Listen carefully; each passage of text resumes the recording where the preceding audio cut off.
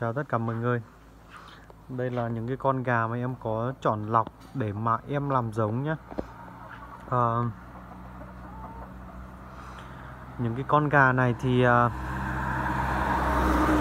hôm nay em quay cái video này để mà thông báo cho tất cả anh chị. Em sẽ bán hết tất cả những cái con gà này. Những cái con gà này rất là đẹp nhé. Anh chị nhìn này, lông xước này và màu rất là đẹp. Đó, anh chị có thể xem. Lý do mấy con gà này em bán là nó cực kỳ đẹp này, em bán là anh chị xem này.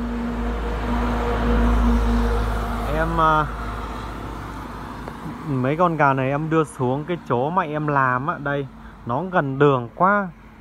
Là hôm trước thì xe tông chết 2 con và hôm nay thì xe lại tiếp tục tông chết 1 con.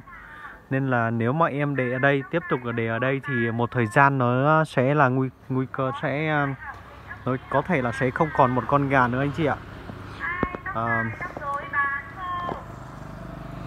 Em sẽ quay sơ sơ để cho anh chị xem. Đây. Ở gần đường gà nó hay ra là xe rất là nguy hiểm. Nhiều khi có những con gà đẹp mà xe đâm chết là rất nguy hiểm. Đó, anh chị xem. Những con gà là em đã, nếu như con gà này là gà em chọn lọc làm giống em nuôi á, nên là nó rất đẹp. Anh chị có thể thấy rất đẹp này. Gà chủ yếu là gà lông xước, rồi gà xám, gà lông sáng sủa này, gà đẹp. Đó, có cả con trống ở trên đó, là con trống đó là trống lông xước nha, rất đẹp. Đó, mấy con đó là xám hết. Tất cả những cái con gà này chỉ có một con duy nhất là con xám đó, con gà mái xám đó là đá đẻ 2 lứa. Còn lại tất cả những cái con này là nó chưa con nào đẻ cả. Đó, nó chưa trưởng thành, nó đang nhỏ. Đấy. Chỉ có đúng duy nhất cái con xám này là nó là đẻ 2 lứa thôi anh chị ạ. Nó đẻ đẻ trứng 2 lần rồi đấy. Nói luôn đó. Lần đầu tiên thì không cho ấp, và lần thứ hai thì ấp nở rất tốt. Con đó nở rất tốt nha. Ở trên nhà em thì gà mà em để cho bố mẹ nuôi thì số lượng ở trên đó cũng đợt này cũng không còn nhiều nữa anh chị ạ. Đợt này cái gà mà nuôi ở trong nhà bố mẹ nuôi thì bữa nay nó chỉ còn khoảng 40-50 con gà để mà để trứng nữa thôi. Còn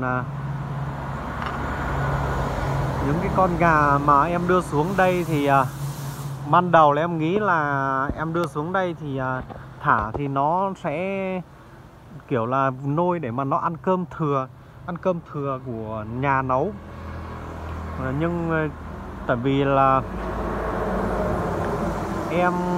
em là đang làm bảo vệ rừng anh chị ạ. Em đang làm bảo vệ rừng nên là em phải đưa gà xuống đây để nuôi. Vừa bảo vệ rừng thì em lâu lâu em mới được về nhà thôi. Nhà của em thì ở trên miền núi, ở vùng cao lắm, nó xa lắm. Nên là đưa xuống đây em nghĩ là nó sẽ ở dưới này thì khí hậu nó ấm hơn, nói chung nó nóng hơn và nó ít mưa, nên em nghĩ là gà nó sẽ phát triển tốt. Tuy nhiên thì đưa xuống đây thì sau 1 tháng nuôi ở đây thì em thấy là rất nguy hiểm. Bữa giờ là bị thiệt hại. Nếu mà tính cả bữa đầu tháng em đưa vào nó chết 3 con nữa là tính đến thời điểm hiện tại là em đã mất 6 con gà. 6 con gà rất đẹp rồi. Mà lại toàn là bị chết những cái con gà to nhá. Những cái con gà to. Và có một con trống cực kỳ đẹp luôn. Xe nó đâm chết con trống đó là gần 3 cân. Con trống đó là con trống trắng mà em hay quay video á. Cái con trống nó cực kỳ đẹp. Nhưng xe đã tông chết. Nên bữa nay là chắc là nếu mà để bắt lại những cái con gà này lại trở vào nhà cho bố mẹ nuôi thì xa quá. Chắc là nếu mà anh chị nào mà mua thì em sẽ bán lại nha. Em sẽ bán lại, anh chị nào mà có nhu cầu thì cứ liên hệ cho em.